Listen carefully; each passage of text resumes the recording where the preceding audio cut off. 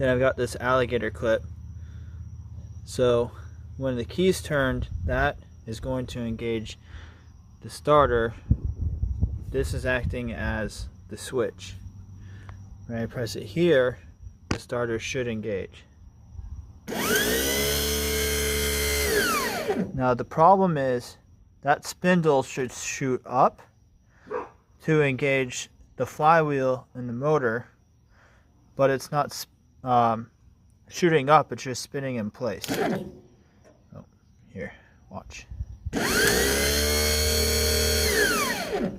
And sometimes parts in the motor don't always work, so I did have to hit it with a hammer in order to get it to spin. But that is what's wrong, or at least what I'm guessing is what's wrong with this Dixie chopper.